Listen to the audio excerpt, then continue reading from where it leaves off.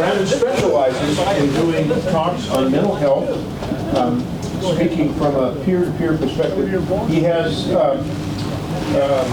his peer-to-peer counselor certification from Washington State. Brandon is on the board of directors for the mental health organization, Whatcom Clubhouse. The title of Brandon's speech is Embracing Your Mental Health. Please welcome Brandon Burbank.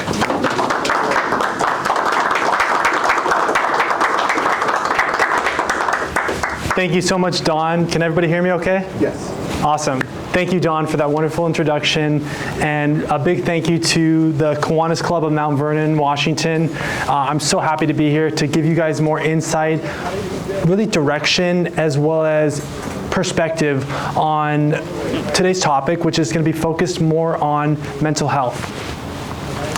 So, I know this is a very difficult topic in a lot of ways in our society, in our world today, because of so many difficult things that are happening around the topic of mental health, what that kind of results out of if you're not well mentally and you don't find stability and balance. Not only that, there's like homeless population, homeless crisis, and so many other people that are trying to find hope, or maybe not. And so essentially I'm here because I was essentially diagnosed with a condition called bipolar disorder. So that's a really significant condition, and it's something that I've had to learn to really work through and navigate through as I was able to kind of not being grown up with this diagnosis and recognizing that there's things that I have to manage for the rest of my life, but knowing that there's still hope, that there's still ways that you can still be happy. And so I speak from a peer-to-peer perspective because I'm going to introduce a little bit of some statistics out there that are very prevalent in this world today. According to the National Institute of Mental Health, over 50 million Americans are living with a mental illness. So I'm included in that, 50 million. And then to give you more context, our nation's population is over 300 million. So with that being said, the importance of this topic and the importance of getting people to find sustainability and direction is so important. I'm sure you might know somebody or have known somebody who's gone through challenges with their own mental health and have had to kind of work through their own challenges, whether they got the help they needed or the success that they were looking for or not. My goal is to help give people more inspiration and goals to find direction for them so that they can help themselves, essentially. Because essentially that's what it boils down to. This person that you're looking at right now, I've had lots of help from a lot of people who are wonderful people in my life. I've had a wonderful Lord and Savior, Jesus Christ, who's helped me in my journey. But I can tell you right now, it's came from a lot of work, a lot of direction, a lot of feeling lost and asking myself, how am I going to overcome this situation of mental health that I'm feeling discomfort right now from, and finding ways how I can find success and happiness. Because ultimately, at the end of the day, if we're not happy and if we're going through our own challenges and with our mental health alone, that's a really good recipe for failure and for bad things to happen. And I've learned the hard way with that. But I'm going to give you more context because you're like, who is Brandon Burbank? I've never met him in my life until now. And so I wanted to give you some more insight of where I come from.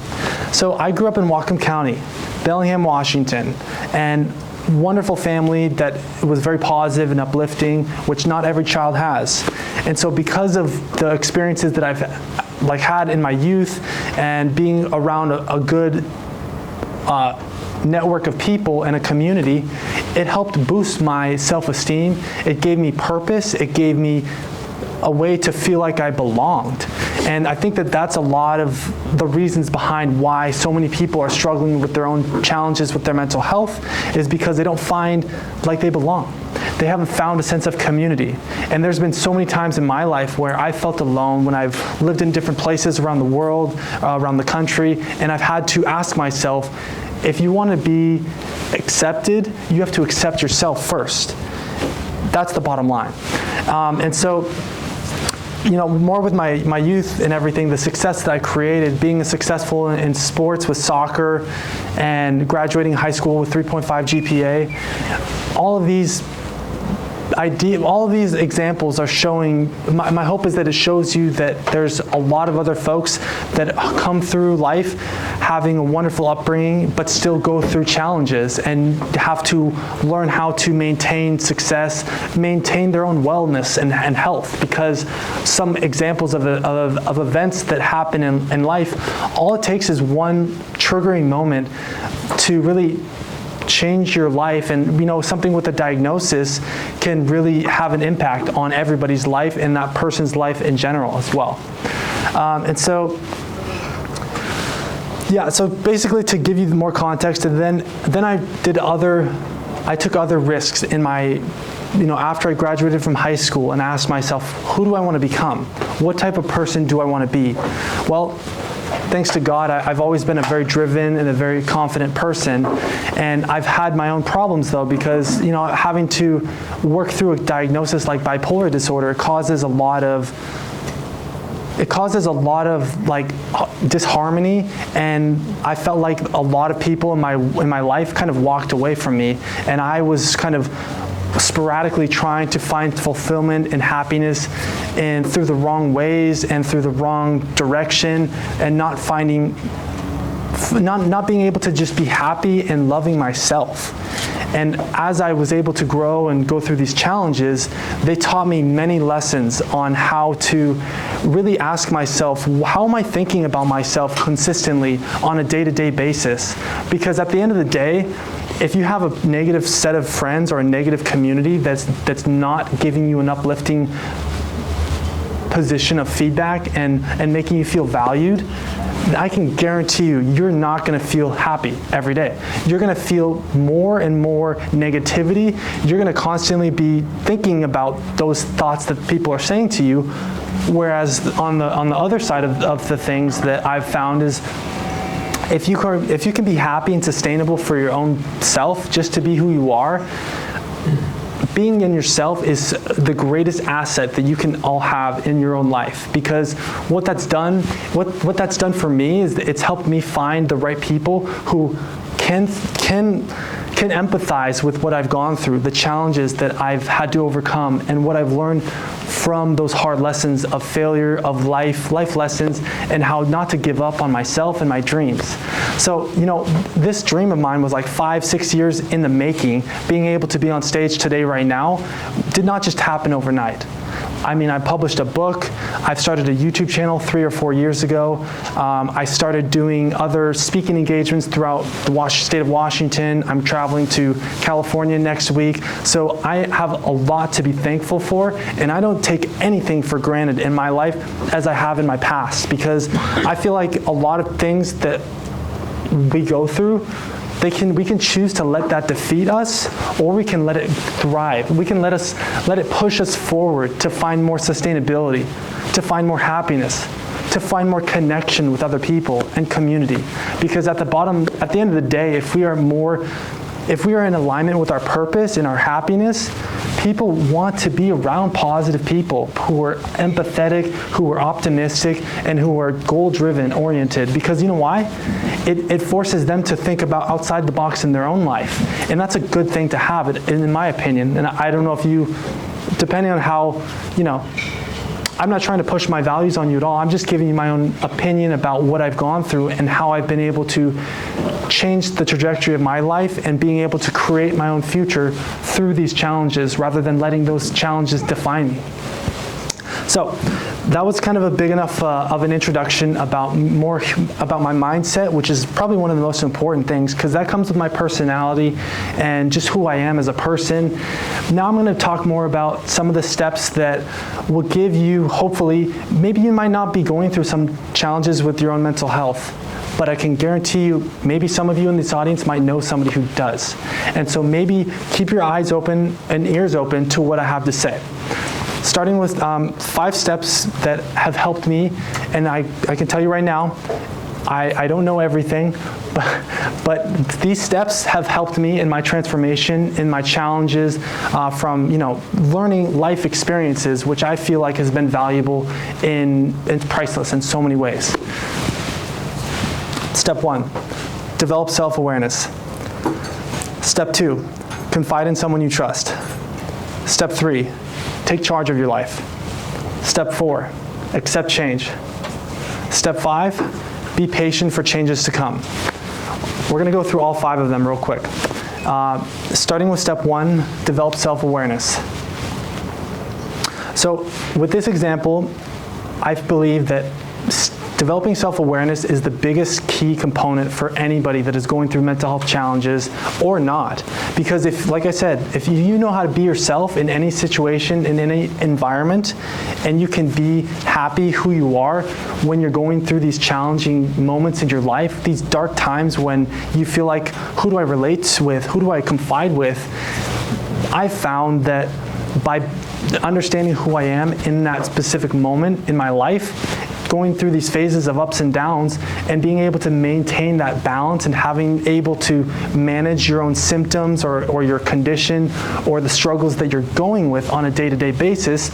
We all know, folks, life can be challenging, but asking yourself, how do you treat your life? How do you think about yourself and view yourself in a positive light?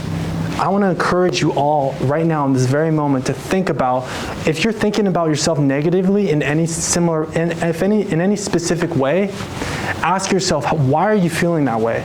And think about what's causing you to think about that negative mindset pattern for so long or so little, because our minds we become what we think about. And so I've thought about, from in my darkest moments and challenges and going through like hospitalizations, halfway house, mental health treatment programs, all of those things, I had to challenge myself and say, am I going to give up right here? I could have given up and said, I'm not going to, be the best speaker that I can be. I'm not going to be an author. I'm not going to travel and move to LA. No, I picked myself up and said, who's helping me? Who's supporting my dreams? And I went for it. And here I am today. I'm able to say that I've lived in Southern California successfully. I've written a book, YouTube channel, blah, blah, blah, blah, blah. But it's like, as long as I'm happy, and I can guarantee you right now, as long as you are happy in your own life, the sky's the limit in what you can accomplish and achieve. So that's developing self-awareness. Now, a little bit more into depth with those tangible experiences. I know I mentioned hospitalizations, halfway house, mental health treatment programs. Those were all hard experiences, don't get me wrong. But rather than looking at those and looking at myself, more importantly, as in a negative light, because I had to go through those challenges, treating those as a lesson and asking myself, what did I learn from those experiences? Well, I learned that I need to ask for help sometimes and actually be vulnerable to the right people in my life when I felt like I had it all figured out. When I knew what I was doing, but I actually wasn't, because I was just down spiraling and going into crisis.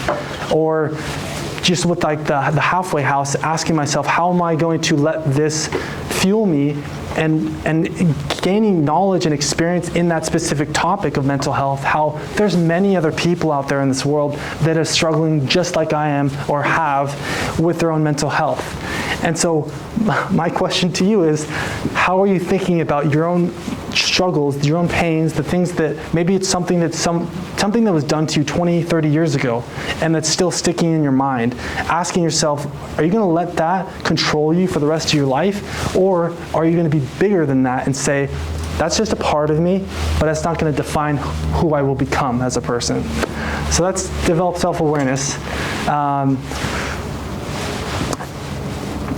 Confide in someone you trust. Step 2.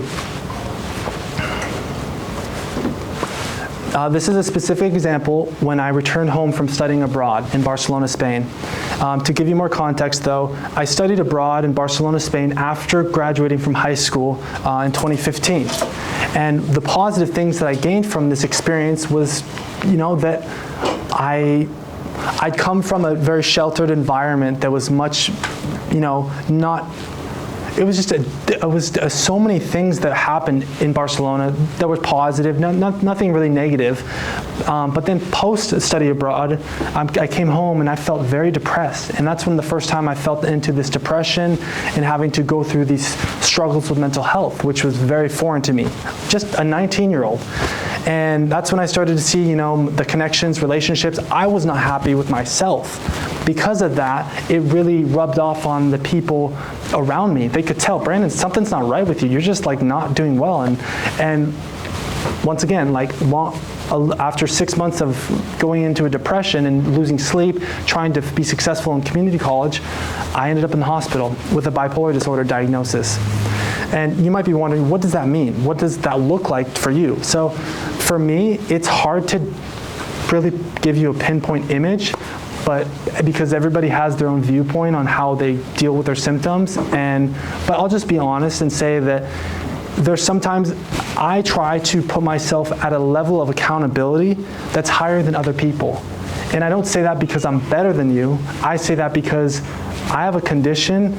The track record of what I've been through is shown that there's a lot of challenges that with my mental health, if I'm not with the right people or with the right support, that I'm at risk to go through another crisis, which is very unfortunate. And so that's why I want to be happy. I want to be successful on the stage, thriving, being able to make an impact and give people more understanding and awareness about mental health. And so that's why it gives me more of a reason to want to stay healthy and to have the right people in my life to give me positive energy and purpose and meaning.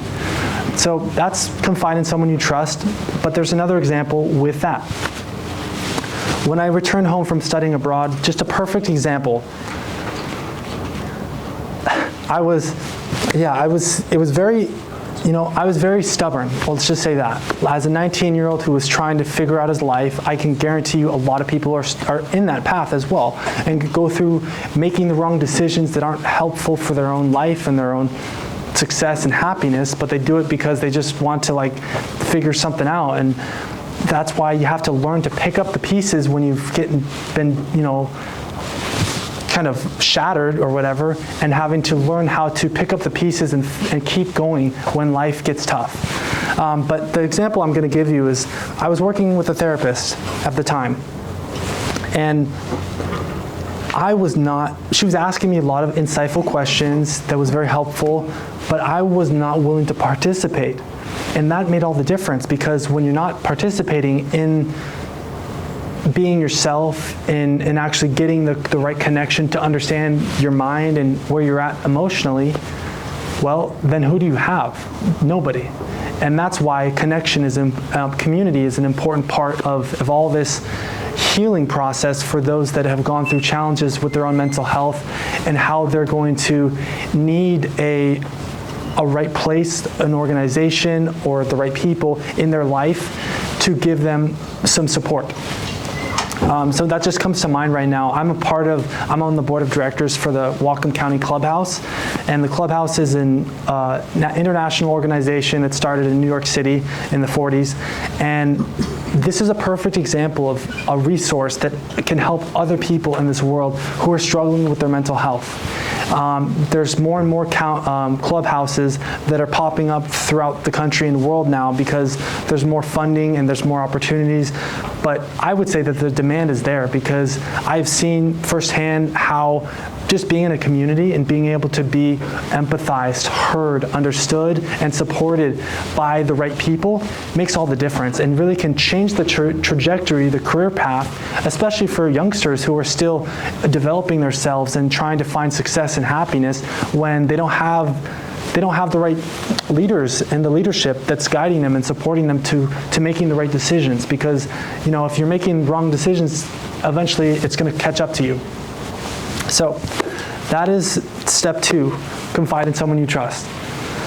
Step 3, take charge of your life. So this example really gives you more feedback on how I didn't let my hospitalizations, my halfway house, and self-help treatment programs define me. And even though I went through those experiences and they were 100% real, yes, there was time that I had to work on myself for my own recovery. And yes, there was times when I had to ask myself, what does that look like for me? Because that's going to look like 100% different for you, for everybody. And so that's why I'm bringing up, taking charge of your life by saying, in somebody's own recovery, it's 100% different than yours. So don't ask, that's why I say, this is what's worked for me. Maybe it's going to work for you, but I'm not going to guarantee that it will for you, because you have to figure it out for yourself. And so by giving people in this world who are struggling with their mental health a choice to change themselves, asking themselves, do they really want to get better? That's another really big question, is like, you see a lot of people in this world who are homeless, like in Seattle, LA, but the problem is some of them don't want to get the help, and that's on them. That's their problem. That's their issue. And sometimes they're just content with living in a tent in a city or whatever, and you just have to let that be. Don't let that stop you from being yourself. And obviously, I'm not going to political with this because I don't speak in that form right now, but I'm just speaking as far as from the genuine approach of somebody who's going through their homeless crisis or whatever. If you encourage them and give them empathy and support, I guarantee you that will open up their eyes, because they will feel heard and understood, to not be in a negative light forever. Because, and that's all I'll say about taking charge of your life. But the other example that I'll say with that is really that I'm going to move on, because of time, to accepting change. The halfway house was a very real experience for me that really transformed the way I thought about myself. I felt abandoned. I was in the hospital, and then after that I went into the halfway house for about a month. And I asked myself, well, I feel like everybody's kind of put me into a corner, put me into a box, and I don't feel like I have this direction. I felt lost. My purpose was gone. And accepting change, what it did to me was, I said, you know what? This is what's happening right now in my life. How am I going to accept the realities and keep moving forward? You know what they say in Rudolph the Red-Nosed Reindeer, keep one foot in front of the other. That's the bottom line. It's I didn't think about that back then, but that just came to mind, because that's a perfect example. Is life is always going, life is always moving, and I'm not perfect by far. And so I've had to work on this personally as well. I can't just be this perfect person, say, I've gone through all these challenges and now I'm able to be this wowing the audience. But it's I'm trying to be real and honest as well, and say that these challenges have affected my life, and this business has changed my life to giving me purpose and meaning, but it's not stopping me from becoming the person that I want to become and the man who I already am, because I feel like God's already blessed me with these talents and these abilities. So that's step 4, accepting change. The last step is step 5, be patient for changes to come. This is a real example. 2021, I was working for Thunder Studios. It's a production company in Long Beach, California, as a janitor. And that's when my career started to shift, because I'm like, you know what? I wrote a book, and now I want to start speaking and actually sharing my story honestly and vulnerably to other people, because I think that that's a really great way to make a living, but also to have a way to just share my purpose and share my gifts, really. And when you can do that, it's fulfilling, it's rewarding, and once you've found your purpose, I can guarantee you there's nothing stopping you besides yourself. And so with that in mind, I did my first gig with at their stage at Thunder Studios. 3 people showed up. I told myself after, this is going to be longer than I thought. And guess what? It has. And guess what? It probably will be, but I don't care, because as long as what I've learned from that experience is that the patience required to fulfill success, to fulfill greatness, is worth it in the long run. Because when you have something like a purpose, something to do that's positive, that's uplifting for yourself and other people in your corner, in your community, you feel like you're actually making a difference and you're growing from those experiences that are so unique to your own life. So now in wrapping up with this speech, I talked about 5 components, a little bit of background in my story. The 5 steps are this. Step 1, develop self-awareness. Step 2, confide in someone you trust. Step 3, take charge of your life. Step 4, accept change. And step 5, be patient for changes to come. Lastly, it's been God that's been there for me when times were rough and I felt like giving up and not having a direction. And so many different times when my persistence and my faith and commitment towards myself and my dreams have helped carry me through those challenges that have been very hard to relate with other people. And so my goal is that you can gain some clarity and insight and inspiration from this speech. With that being said, I'd like to invite you all to scan the QR code at your tables and give me a quick review. But that's my speech, so thank you.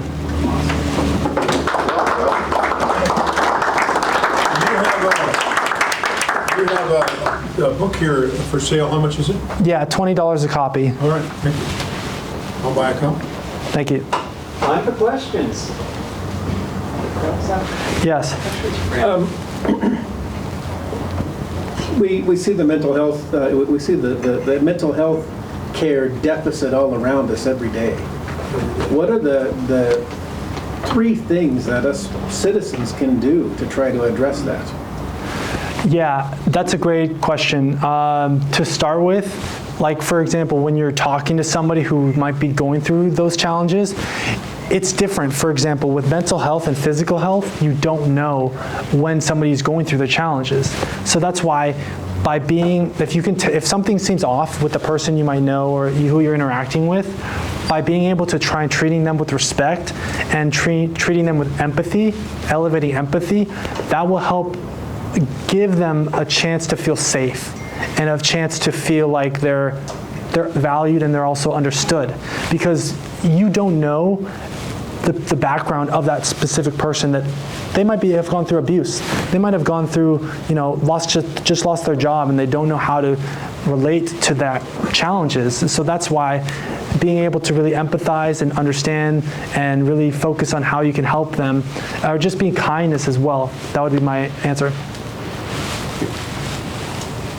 Yes. What if a person can't do this? What do you mean? Well, my son was in a position where he was unable to make any sort of choices that were working. And it's not just not wanting to, it's not even knowing. Yeah, that's hard, because I would say, some people just need a little extra help. And so with that, if you believe they can't do it, then you're kind of just saying you're done. I'm not going to give you a chance anymore. But if you can give them encouragement, but also knowing that maybe some people need help a little bit more than others, and that's okay. Yeah. Would you mind sharing, even though I'm sure the bipolar, there's different symptoms, what were your symptoms that made you aware that something was needed for you? Well, I was losing sleep. I was not having a sense of community. The people that were in my life were just, I was lost, very much so. But there's a lot of people in that can relate to that. But to answer your question, on me though, personally, I was lost. I was very confident. I was very stubborn, and because of that, it was a perfect storm of just wandering. But I wasn't homeless or anything. But I was still trying to get out of this hole. But it's you're not getting anywhere. And so eventually, that's what happened. Is you ended up in the hospital because these challenges were just, took control of my life, and you need people, and that's why, and I started to not have that. So that would be my answer. Follow up. Yeah. Follow up to that. I've dealt with mental health. Thank you for being bold. Yeah, and what helped me was when someone said to me, "This is the way you were, and this is the way you are." When they said, when your people helped you, did they go back to, "This is the way you've been in the past, and this is the way you're being right now"? Or did they help you see that at all? Or, I mean, they said that, I mean, in your story, I heard very, emphatically that people said you're not yourself or whatever. You're not being. Yeah, something like off. for example, like my Yeah. parents and my Yeah, family, yeah. that they were the first ones to notice, like, Brandon, you're not sleeping, Right. you're just not doing well mentally, and the relationships in your life were starting to like dwindle. Right. So that's when they were like getting very concerned, and luckily they've been very supportive through the journey, but it has not been easy. Yeah. Excellent. All right. Any more questions? All right. Thank you.